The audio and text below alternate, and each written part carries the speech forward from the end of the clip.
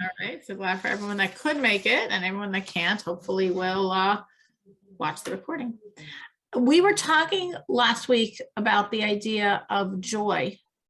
And we said that's very thematic to this month, which is actually a double month. And we explained that concept. So we said this Jewish month, this lunar month of Adar, which this year we have a leap year. So we have 2 Adar. So we have 60 days. And 60, we said, has the concept in Jewish law that for some situations, if you have 60 times one item, it nullifies the other. So the Baba Rebbe says in Adar, we have 60 measures of joy. So that should nullify any negativity that there could possibly be. So what we were discussing last time was the idea of, so what's our joy? And we first said we have a joy because thank God we have a very blessed life. And often we lose perspective on how good our life is because we get thrown by the details, by the stresses, by the little stuff. Maybe we have a combination of a number of little things or bigger things, not so little, that's stressing us and bothering us. So we forget that we have a good life. And we said, well, hi, Marlena. So nice that you're on. It's been a while. Hi. So good to see you. Yeah. So we're talking about joy. So the first technique that we discussed last week is, remember, you have a very good, blessed life. And we said, just breathe. Breathe in and think of all your blessings and breathe out all the negativity and breathe in all the blessings and breathe out all the negativity and just keep doing it until you really, really, really feel so strongly, it's like solid in you that you have a very blessed life. And knowing you have a blessed life gives joy no matter what you're going through, meaning we're in this world to work. That's what the sages say. That's what God says. That's in the verse. Adam la'amal yulad. Man is born to work. So the fact that we're working, that we're contending, that we're dealing with things shouldn't keep on surprising us. We keep on being so shocked. Like, what? We're challenged. We're put in difficult situations. Like, what's going on? God, is this your plan? God says, yeah, it's exactly my plan. Man was born to work. I'm glad you're aware of my plan. You're supposed to be working and developing and growing, and that is my plan. So if we remember how enormously blessed our life is, we'll work. And we're all workers. We're all working. We're all working for God. We all have challenges. We all have different window dressing to our challenge, but we all have challenges. We all have things that are the catalyst for our growth, the catalyst for what we can give God, and we could do it with joy. Even if we don't appreciate all those challenges, but we can handle them with joy because we know we have a blessed life. So something I want to add to that we did not mention last week, but that's very, very, very important, is this class, and whoever happens to be watching these videos, is a very elite group, because this is a group of people that are connecting to God, that are Noahides, that are living a life aware of God, for God, with God. That is your greatest source of joy, your greatest blessing. And if you think of the world around you, what are the odds?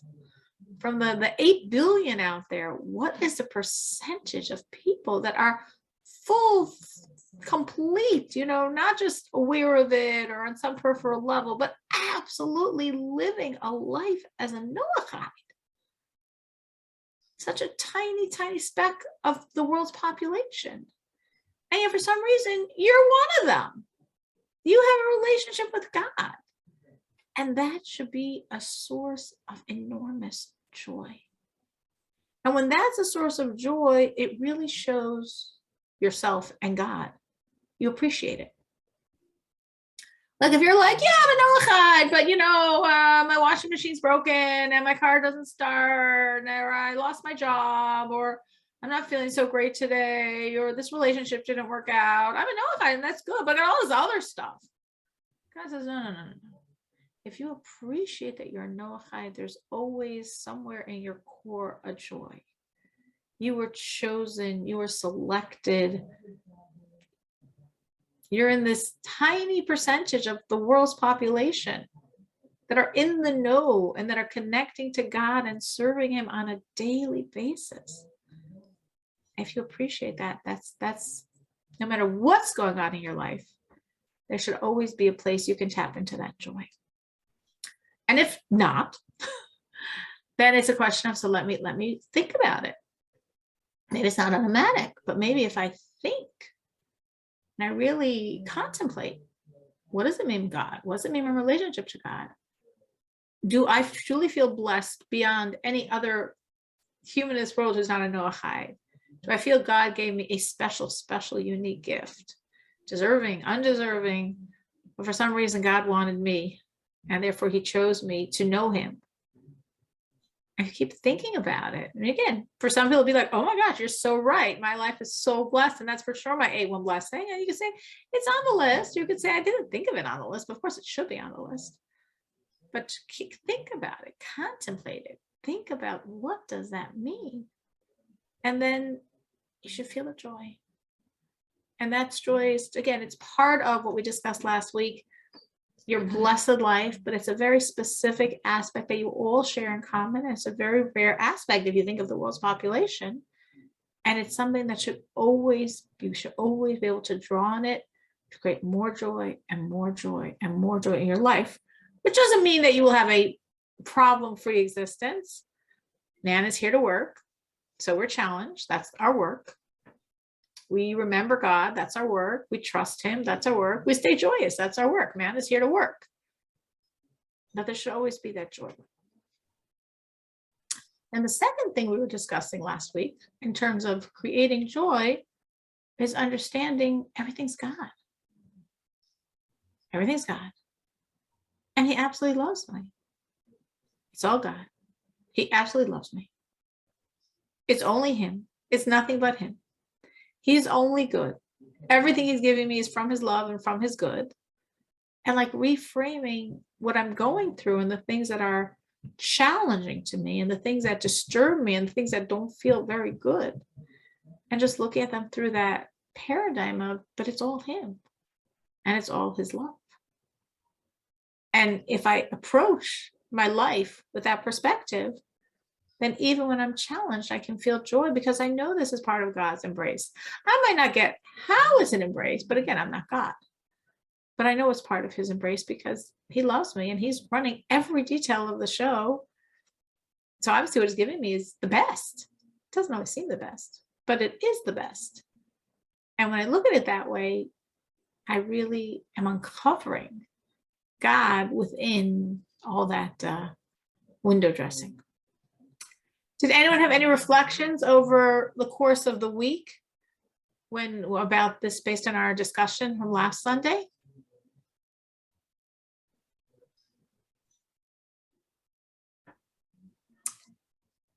So we were discussing, the last point was that when we recognize it's God, this enables him to emerge, meaning God often is hiding, so we should find him. So when we don't see God, and this doesn't seem good, and this seems bad, and we're like, whoa, but it's God. No, it doesn't seem God. It's God. What? I think it's something else. Is there another force? There's another force, and it's God. Well, it's God, but it doesn't seem good. Well, if it's God, he's good. All right, it's God, it's good, but I don't know, I'm still upset.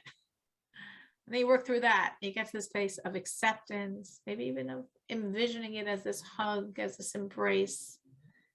And when you do that, we said, this causes God's overt goodness to emerge. Because since he's hiding for you to find him, once you find him, there's no need to hide anymore. And therefore the disguise should fall away, should just like slip off, and God's goodness and love for you should be obvious, which in our world would translate that problem, that challenge gets resolved because it was there to stimulate a certain growth. And I got it. I grew. I recognized it was God. I found him in his disguise. he doesn't need to be hiding anymore. So our joy causes the good hidden within the packaging to emerge. So when you see God within the disguise is dropped, and the inner good, the God that was there all the time loving you and rooting for you, comes out. So why is God doing this? So we in the metaphor, it's the father hiding from his child to develop his child's intellect. But why is God doing it? Especially if God's doing something that maybe if I don't pass, and then it really like disturbs me, it bothers me, it might like cause me not to serve God as well, especially if I'm bothered by something, I'm not going to be serving as well. But again, it's God. He knows what he's doing. And even if I think, no, if you do this, God, then I'm not serving you properly, and it's all your fault because you're doing this, and why would you do this to me? And why would you put me in a situation that actually caused me to serve you less? And God says, for the same reason I always do it. You have free choice, but I know what I'm doing. What I'm doing is called a test. So why does God test? On the human plane, we test to find out information that we don't have. Yes, exactly. Loretta phrased it very, very beautifully, very poetically. You're absolutely true. So on the human plane, people test to find out information, right? The teacher's testing what grade? I don't know. How do I in the world do I know exactly how much information you know? We have a test. Or a boss tests you, he tests your ability, he creates a situation to see how well you'll handle stress, or he tests your honesty, he'll leave money around, he'll leave a safe open, deliberately as a test to see if he can trust you with more money. Becca? Well, I just wanted to ask, okay, so my understanding is when God tests us, it's not because he wants to know if we can do this, because I think in my mind, he already knows, but he wants me to know, and he wants the other people around me to know if I can handle this, or what my skill level is, or what my, what I'm trying to say. Is that on track? So I would say yes, your first part. Yes, partially your second part, but that's sort of the rare exception. Meaning what is correct, which is what I was saying and what you said very correctly, is God never tests because he needs to find out information, because God knows. God knows better than you exactly how you can, or if you will, pass this test. And actually, we're told God custom designs every test to make sure it's passable. Like as a teacher, I can say for myself, maybe sometimes I err, and maybe I'm too tough on my students, and maybe I expect too much from them, like actually really to study a few times, And so maybe my tests are too hard. God's tests are never too hard. It's sometimes awesome how strong we are considering the tests he gives us, but it says that God designs every test knowing our abilities and only testing as per our abilities. So what better proof that God's not testing to find out information if he actually designs the test based on his awareness of your abilities? So why is he testing? So Becca gave two answers, which are definitely true, but the first is not good enough, and the second is a more rare situation. She said that God doesn't test for him to know, God tests for you to know, which is true. Obviously, when you pass the test, you become aware of your abilities, but it's got to be more than just, so now I'm aware. And the second thing you said, which is true, but not common, is that God tests for other people to know. And we say that's true, like, for example, a very, like Abraham. By the binding of Isaac, yes, there's definitely the approach of this was to show everyone else to what degree you're supposed to serve God.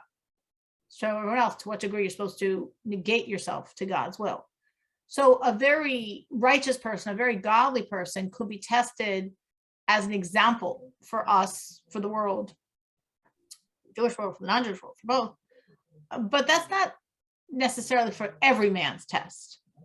And for those of us that our tests are not as glamorous and our strengths are not as glamorous, it's not necessarily going to be that I'm being tested as an example for others, because I'm not such an example. Other people do far more than me. For me, this is a test. God knows my capabilities and he's custom designing it for me. It's not going to make anyone else notice. So why is he testing? So in Hebrew, the word to test is linasot, to test. Nisayon is a test, which also has the same etymology as to elevate, to raise, to lift up something, for something to ascend.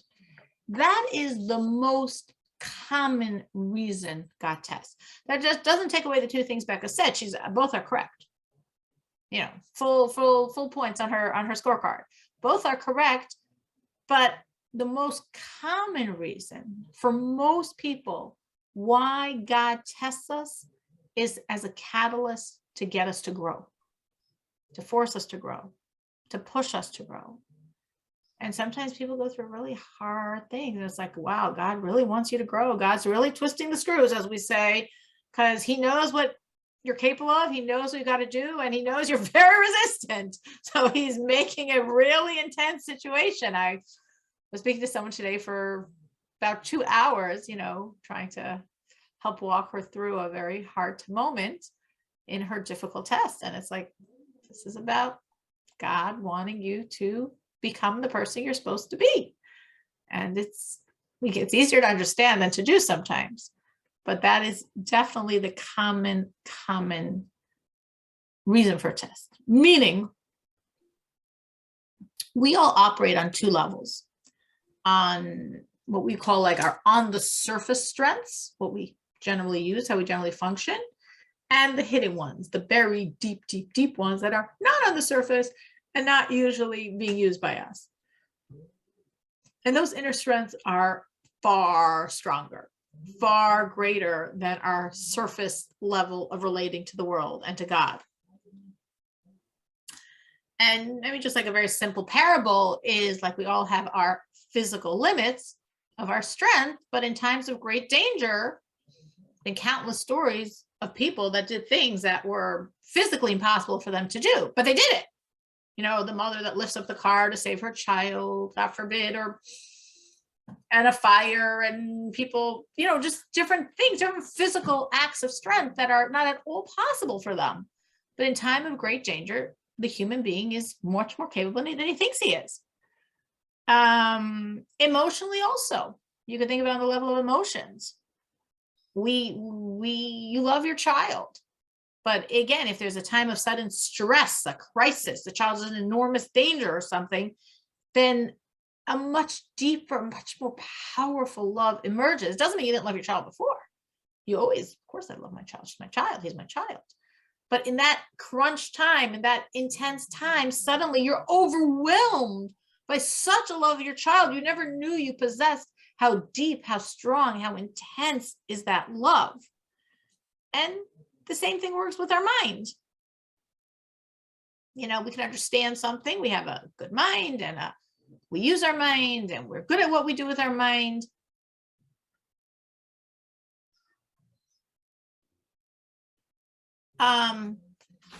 Sorry, I'm just going to read what Laura is saying as I'm reading.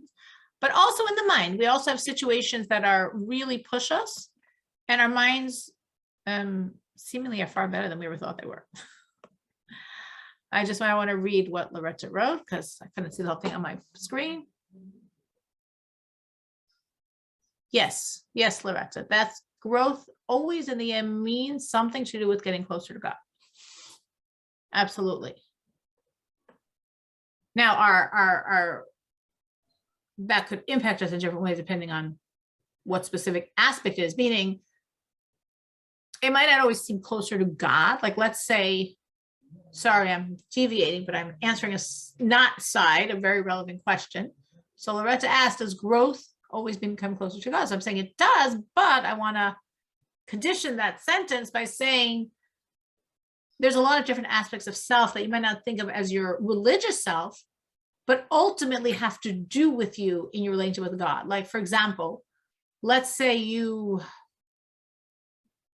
are a very intellectual person and God's putting you through a certain crisis that's forcing you to relate to people emotionally, which is not your go-to.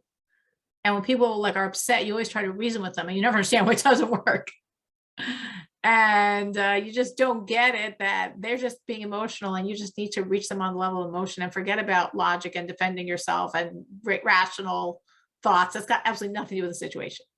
So God's putting you through a series of tests, a series of difficult situations to get you to shift and know how to talk to people as they need to be spoken to and know how to have compassion for people and reach them emotionally and nurture them emotionally instead of just being yourself and rational, because that's not what they need and they're rejecting it and da, da, da, da. So you could say, well, what does it do with getting closer to God? Why is that closer to God? But it is. Ultimately, it is, because relating to people is part of you as God's servant in this world, as someone in this world serving God.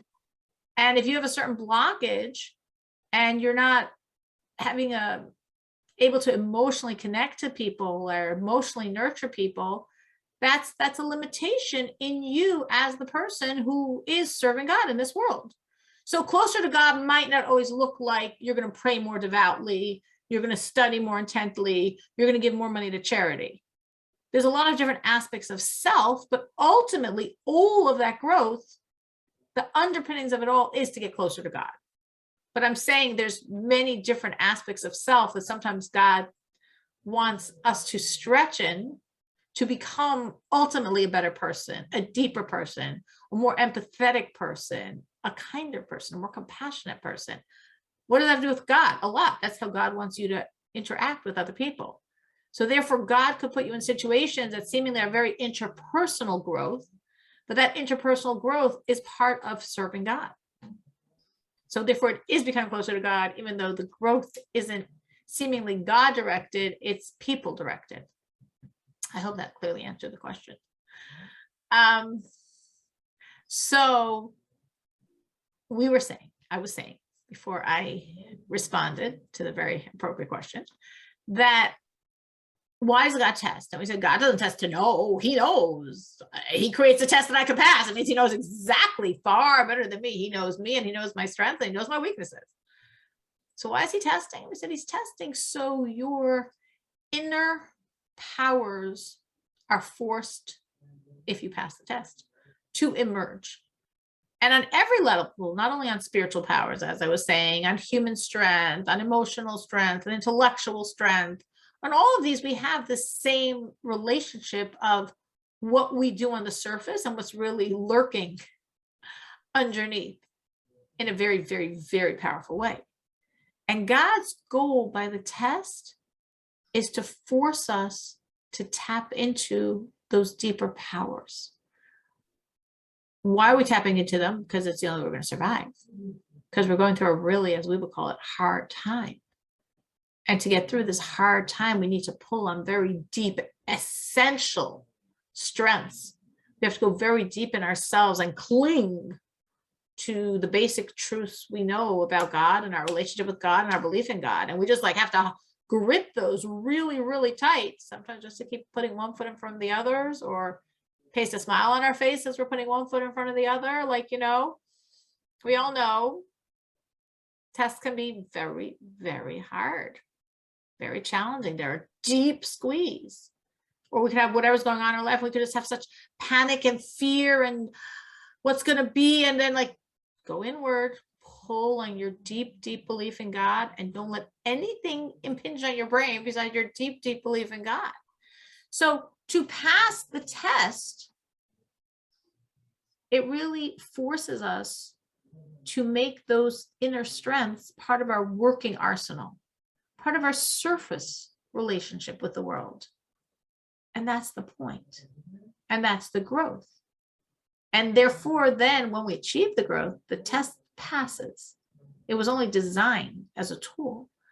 But the aftermath of the test stays, which is, in general, on a daily basis, you are more powerful, you are more connected, you are closer, you are a deeper believer, you are a nicer person because of what you went through. So Danielle shared with us 2 weeks ago about her challenge that took months-long challenge. When she achieved what she was supposed to achieve, the test just fell away. And they just sent her this bizarre email because she was done the test. So that's it. So looking at it from this perspective, Danielle, and we're putting you on the spotlight. Definitely, of course, over the course of those months of work, you changed and you grew and you deepened your relationship with God. Do you see now, thank God it's over, that just on a regular basis, you're thinking of him differently and you're relating to your relationship differently because of what you went through? Or it's sort of like receded because life got busy and distracting?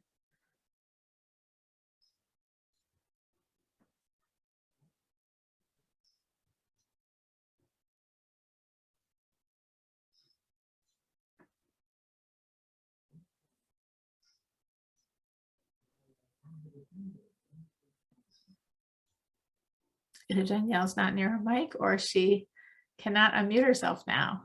All right, I just thought it was such a terrific case in point because it just happened. And we know how much she worked and how much she grew. But the question is, like maintenance. Do you maintain it after? Now, of course, here it's not like losing weight where you lose weight and then it's almost a bigger battle to keep the weight off, because it just means you just keep dieting for the rest of your life or so. So it's not exactly like that, because it's more like you have this new strength or this new deeper relationship, and that would be the norm to maintain it. It shouldn't be an extra difficult effort to maintain it. It's more like you achieved a certain plateau and that should now be your relationship.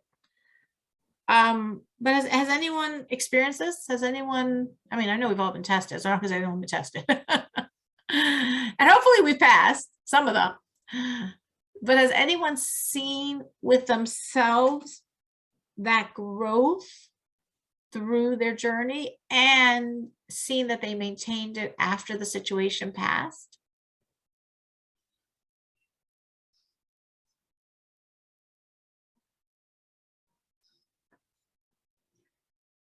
I don't know. I tend to be a little oblivious of myself.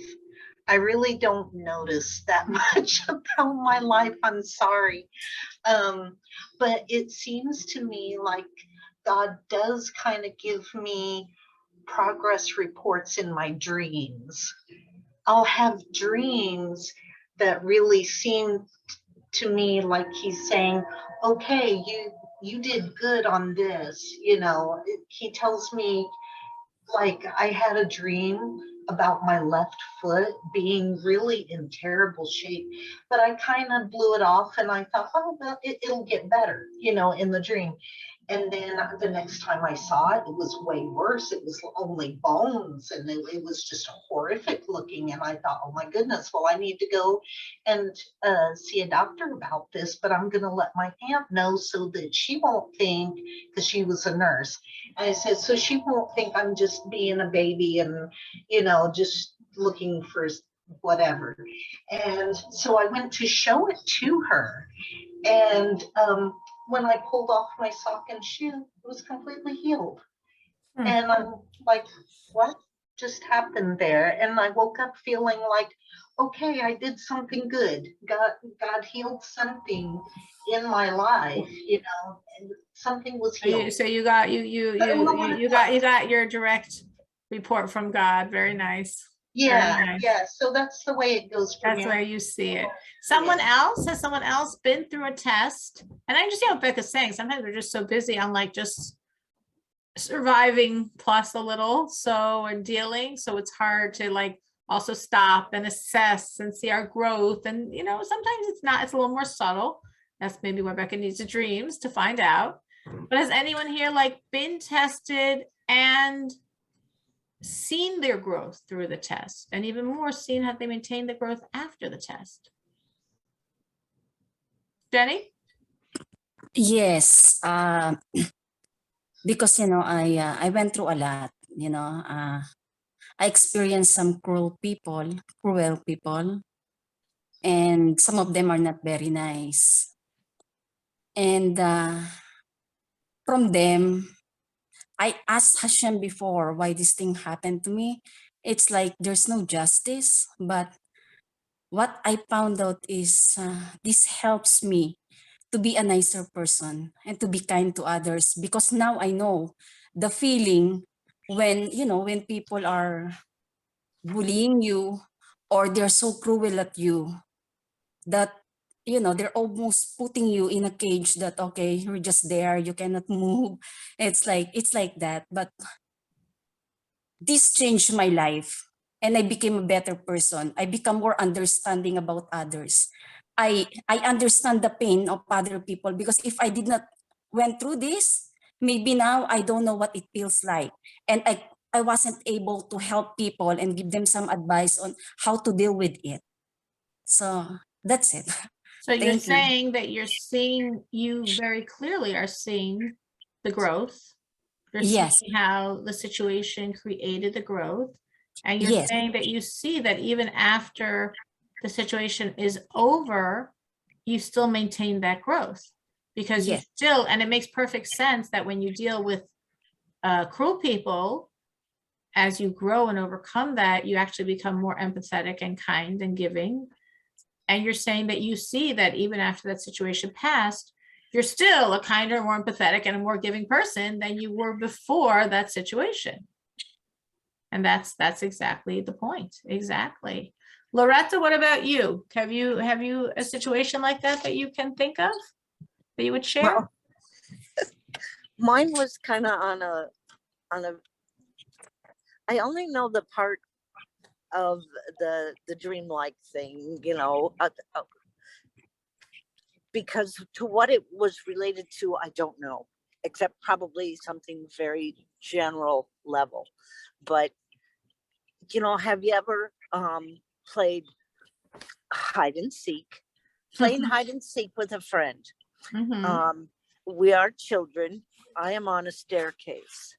I am hanging on to the railing, and I'm going up and down the staircase looking for my friend. It's on a spiritual level, so of course we can both kind of, okay, I'm going to be the wall, or I'm going to be the, you know what I mean? Mhm. You kind of blend into what's there. And I could never find this person. And let me tell you, this has been going on for so long in my life. So long. I always found myself on this staircase looking for this friend, or I won't go into all the other details, but I kept looking for my friend, and I keep being on this staircase, and there's a long railing behind me, and I keep leaning on it.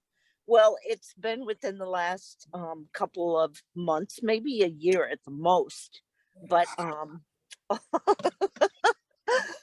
of a sudden it was like hide and seek. I am the railing that you're holding on to. So that for me was Wow. very expensive, Wow. extremely expensive. So you're like Becca.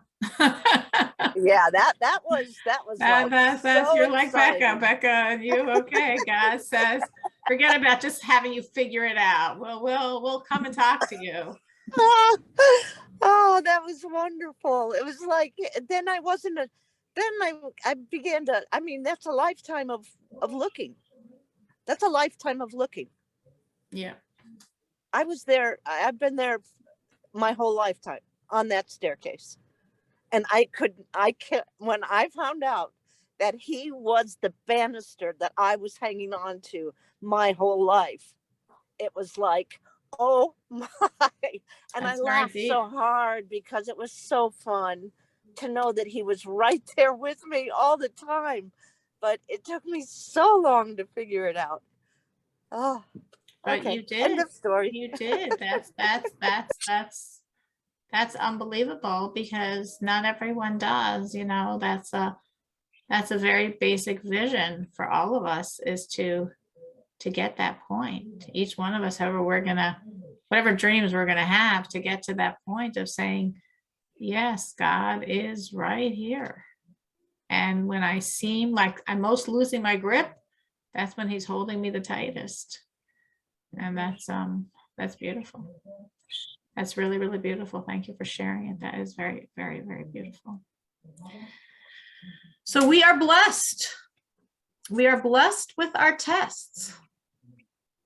We are blessed with our tests because as we're tested and as we grow and as we become closer, we get, like you're saying, to a certain depth, like Jenny was saying, of a certain refinement of self, or Loretta was a deep, deep awareness, deep relationship with God.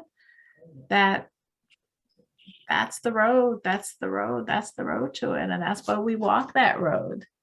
Whereas, like Becca said, sometimes you're not even really sure. And then God has to send you signs that you healed something, that you're doing good. But hopefully there's a convergence between the dream reality and the awake reality. And then you could look in your life and say, okay, I guess let me figure out what healed. Let me figure it out. This above by God, everything's revealed. Everything's God, everything's good. And therefore, there's not really so much room for this thing called growth, because growth comes from overcoming the concealment.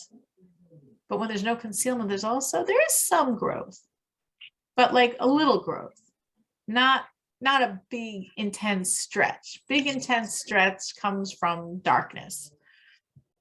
And we are blessed with lots of darkness. So therefore, we're blessed with lots and lots and lots of room for big, intense growth.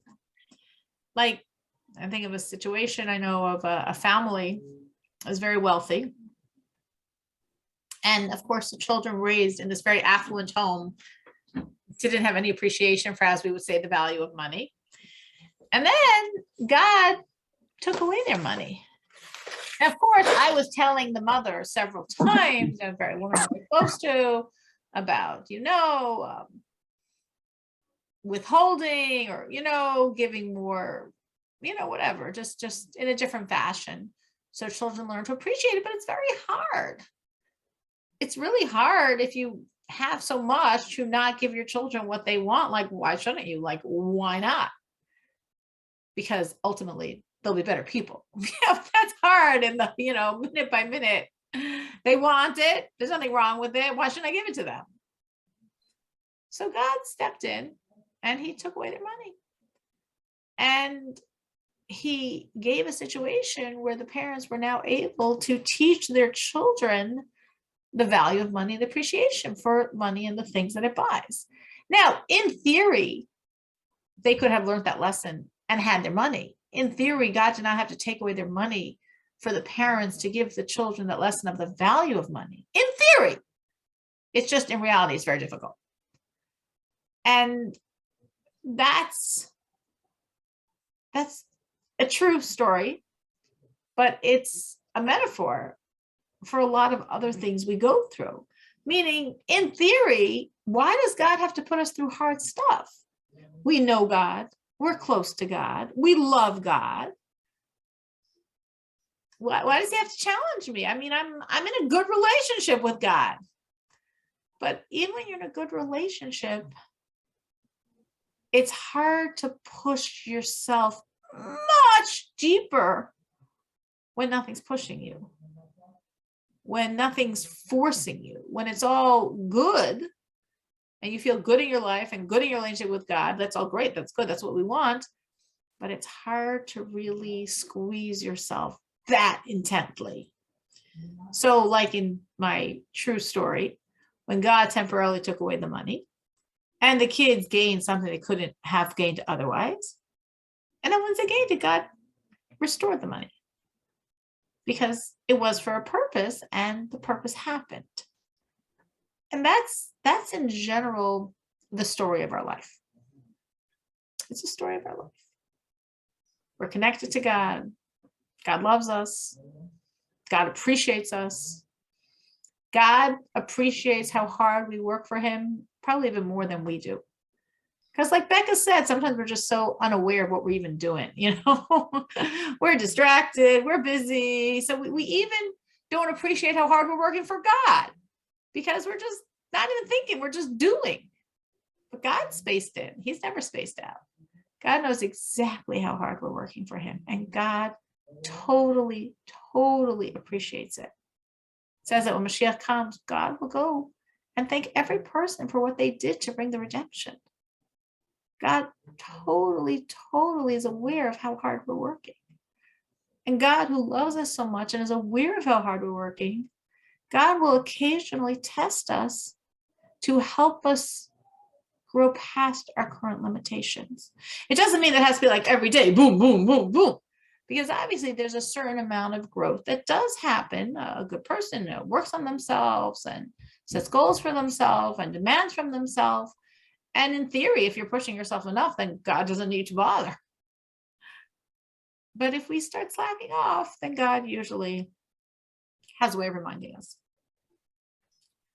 So is someone here had this experience that they went through a test and they truly grew from the test?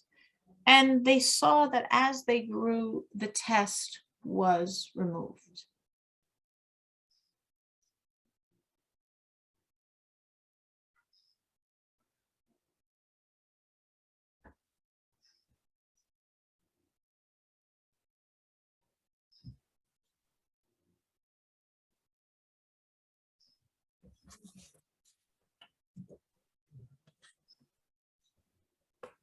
Jenny, were you going to share? Now it looked like you were taking off you're still muted. Looked to me like you were taking off your mute. Yeah, sorry. Because the last question, I was about to ask, what's it again? Because the last word, I forgot just the last word. So I was going to say that you went through a test. Yes. And you grew, like you shared with us. Yeah. And then did you see that as you grew, God removed the challenge? Yes. Because it had a point. The point was the growth. And when the growth is achieved, the challenge should dissipate. Yes. After the test, and then it's gone. It's like I feel joy after, because I see the improvement to myself and I see the improvement to the situation. So I guess it's gone because after the test, I feel joy and I feel a lot closer to Hashem. So yeah, and then the next time that I have test, it's different. It's not the same. So I guess I learned from that first test. And if ever I did not learn from the test, it happened again. Right. Yes, God has a way of doing that to us. If you don't pass, fear not. You will have another opportunity. Yes. I've definitely noticed that myself with God. Definitely. But that's beautiful. Someone else has seen that in themselves, that as they're tested and as they're struggling and as they work through it, God actually does remove the test because they achieved its purpose. So it's no longer necessary. Someone else has seen that and could comment on their experience? I thought it was a big dramatic moment, like, oh, I achieved it. Oh, it's gone. Sometimes it's more of a gradual morphing of as you are growing and then it's sort of dissipating and you're growing and it's dissipating and then like you grew and it's sort of gone because God took it away because there was no reason for it anymore. That should be the story of our life, meaning I am totally confident that every single person here has been tested. I have no question about that. I'm also confident that many of us have many times passed our tests.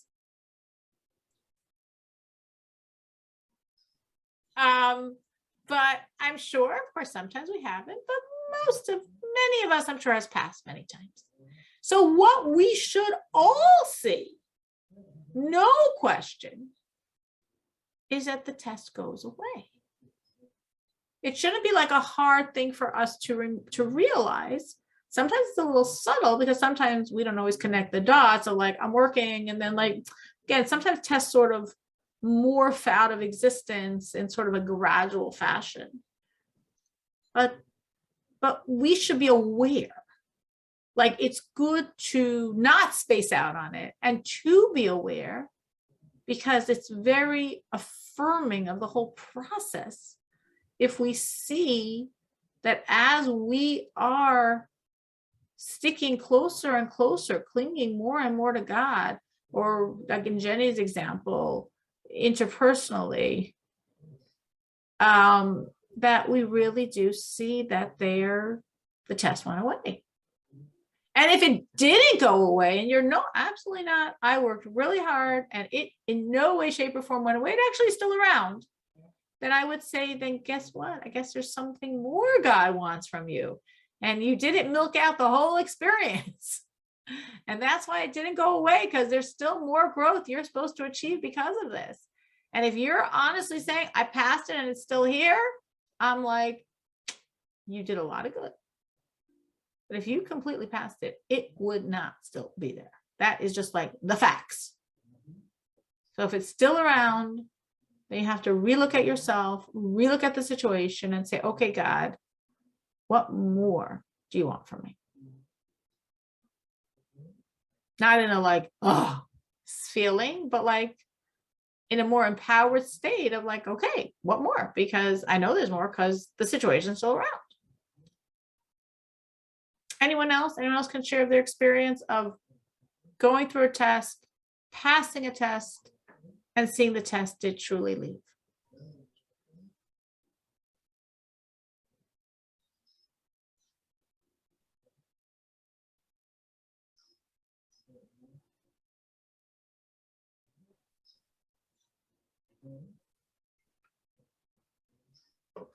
Well, sometimes maybe it's hard on the moment to come up, or some things are personal. But I see we're at the end time, so I wanted to recap, because this is supposed to be very practical. And this is, again, our work of Adar. So today was the 12th of Adar. So you got 48 more days. And these are days that every day you're supposed to be working on joy. This is the energy of the time, which could mean it can be more challenging and could mean it's more accessible and more important. This is the energy of the time. So we said 1, when you're not feeling a lot of joy, think of all the blessings in your life and keep thinking until you realize so strongly how blessed your life is. And that should create deep joy. 2, what we added today, think specifically of the blessing of your relationship with God. And if that doesn't give you joy, think more deeply into appreciating that relationship, the preciousness of that relationship, the preciousness of the ability to connect to God, and think deeply into that to realize how enormously blessed your life is, how uniquely blessed your life is in the span of the population, percentage-wise, and that should create deep, deep joy. And we said 3, in general, look at your life and understand it's all very, very specifically, divinely orchestrated. And every single detail is part of God's love for you. And God can sometimes give you some tough love there because he believes in you. He knows more than you what you're capable of. And he has a very strong desire to push you to grow, push you to become the person you are capable of being. And he wants to help you get there. But when we frame all of those situations as, God, this is your hug, this is your embrace, this is your love. I know it's you, and I know you're doing it because you love me so much.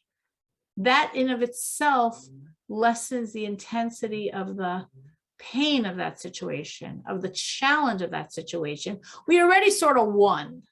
We already sort of achieved the goal by finding God in the situation. Once I'm already focusing on it as a hug, once I'm saying, God, I know this is your love, I almost like won at that point. And we said, when you win, the disguise goes away because that was the purpose of it.